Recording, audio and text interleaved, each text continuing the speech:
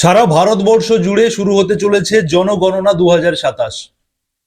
এই জনগণনার প্রথম ধাপ শুরু হচ্ছে আগামী এপ্রিল মাস থেকে সেপ্টেম্বর মাস পর্যন্ত চলবে এই জনগণনার প্রথম ধাপ।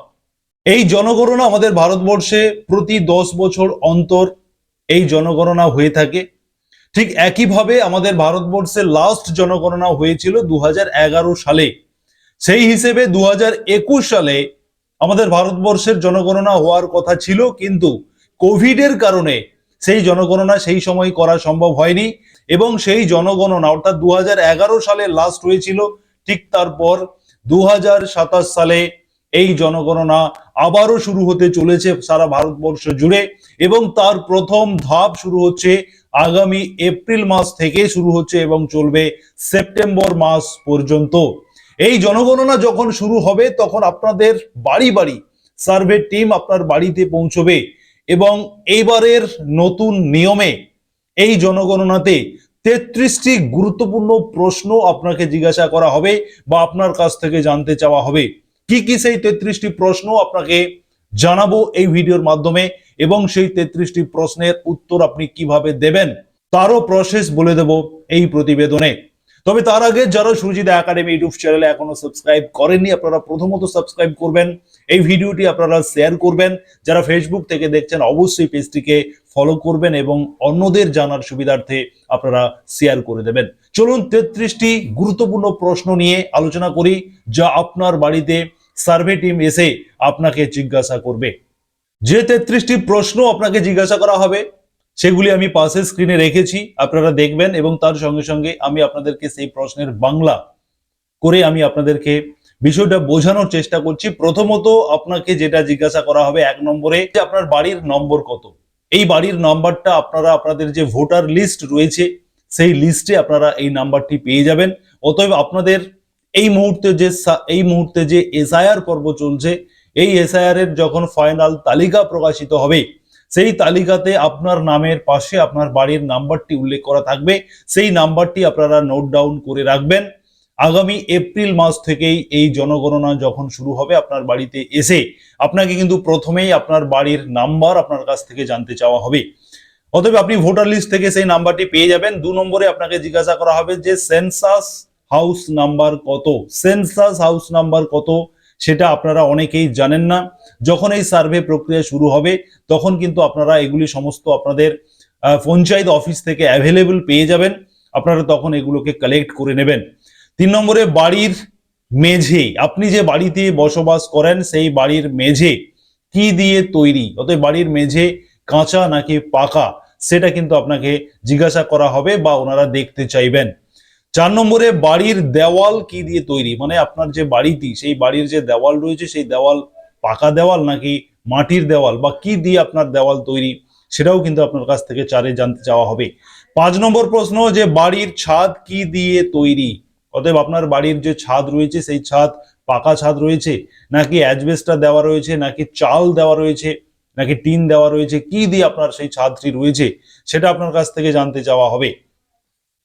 6 নম্বরে আপনার বাড়ি কি কাজে ব্যবহার করা হয়। আপনি কি আপনার বাড়ি শুধুই আপনারা থাকার জন্য বসবাস করার জন্য ব্যবহার করেন নাকি সেই বাড়ির সঙ্গে কোনো দোকান রয়েছে, ব্যবসা রয়েছে বা আপনি সেই বাড়িটি ভাড়াই দেন কিনা সেগুলি আপনার কাছ থেকে জানতে চাওয়া হবে 6 নম্বরে।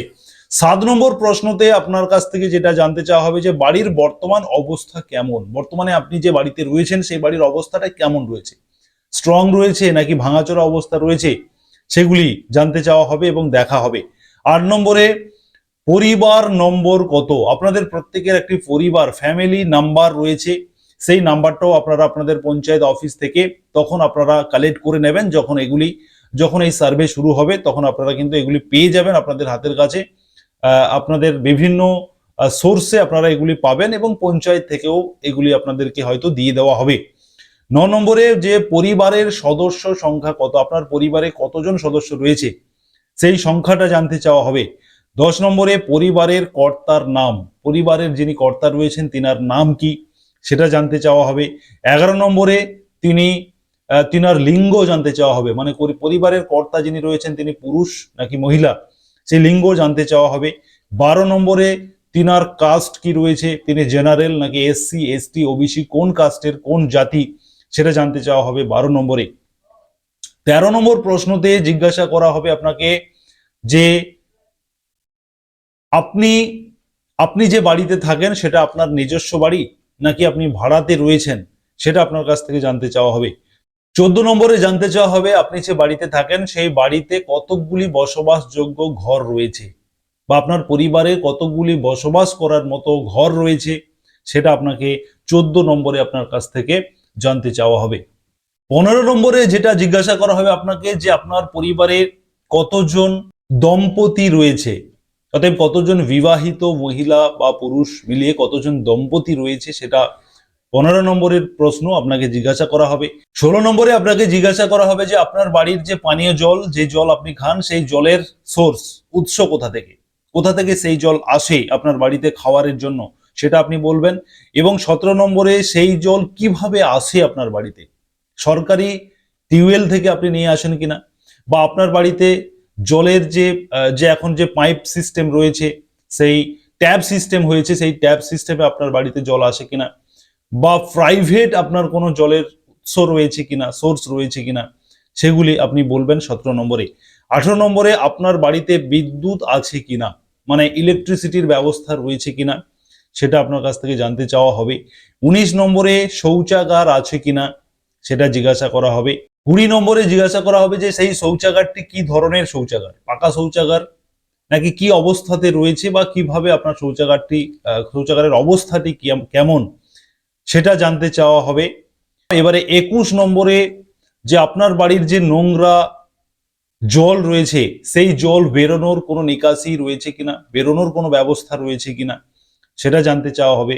22 নম্বরে স্নান করার জন্য আপনার আলাদা জায়গা আছে কিনা, আপনি যে স্নান করেন তার জন্য আলাদা কোনো জায়গা রয়েছে কিনা, নাকি আপনি পুকুরে স্নান করবেন, আপনার বাড়িতে স্নান ঘর আছে কিনা, এই যে বিষয়টা 22 নম্বরে জিজ্ঞাসা করা হবে। 23 নম্বরে রান্নাঘরে আপনি কিভাবে রান্না করেন, আপনার কোনো এলপিজি গ্যাস কানেকশন বা পিএনজি গ্যাস কানেকশন রয়েছে কিনা, নাকি আপনি উনুনে রান্না করেন, সেই বিষয়টা আপনার কাছ থেকে জানতে চাওয়া হবে। গ্যাস কানেকশনের সংযোগ আছে কিনা আপনার বাড়িতে, সরকারি যে উজ্জ্বলা কিংবা বিভিন্ন যে গ্যাসের ব্যবস্থা থাকে সেগুলো রয়েছে কিনা, সেটা প্রথমত জানতে চাওয়া হবে 23 নম্বরে। 24 নম্বরে জিজ্ঞাসা করা হবে যে আপনার বাড়িতে যে রান্না হয় সেই রান্নার জন্য আপনি প্রধানত কি জ্বালানি ব্যবহার করেন, কি ধরনের জ্বালানি আপনি ব্যবহার করেন, আপনি কাঠ দিয়ে আপনার উনানে রান্না করেন কিনা, কাঠ জ্বালানি কিনা, বা কয়লা দিয়ে আপনি রান্না করেন কিনা, এরকম যে জ্বালানি কিভাবে আপনি যে রান্না করেন, জ্বালানির ব্যবস্থাটা কি রয়েছে, সেটা 24 নম্বরে। 25 নম্বরে বাড়িতে রেডিও আছে কিনা, রেডিও রয়েছে কিনা 25 নম্বরে আপনাকে জিজ্ঞাসা করা হবে। 26 নম্বরে আপনার বাড়িতে টেলিভিশন বা টিভি রয়েছে কিনা। 27 নম্বরে ইন্টারনেট কানেকশন রয়েছে কিনা। 28 নম্বরে কম্পিউটার বা ল্যাপটপ রয়েছে কিনা। 29 নম্বরে মোবাইল বা স্মার্টফোন আছে কিনা। 30 নম্বরে সাইকেল বা স্কুটার রয়েছে কিনা। 31 নম্বরে 4 চাকার যে প্রাইভেট কার যেটা বলা হচ্ছে সেটা আপনার জিপ হতে পারে, বা যে কোনো 4 চাকার প্রাইভেট গাড়ি রয়েছে কিনা। 32 নম্বরে যে আপনার পরিবারের যে প্রধান খাদ্য শস্য কি রয়েছে, সেটা আপনাকে জিজ্ঞাসা করা হবে যে কোন শস্য প্রধানত খাদ্য হিসেবে ব্যবহার করা হয়, ধান নাকি গম, সেটা জানতে চাওয়া হবে। 33 নম্বরে জনগণনা সংক্রান্ত যোগাযোগের জন্য আপনাকে একটি মোবাইল নাম্বার আপনার কাছ থেকে চাওয়া হবে, সেই নাম্বারটি আপনাকে দিতে হবে 33 নম্বরে।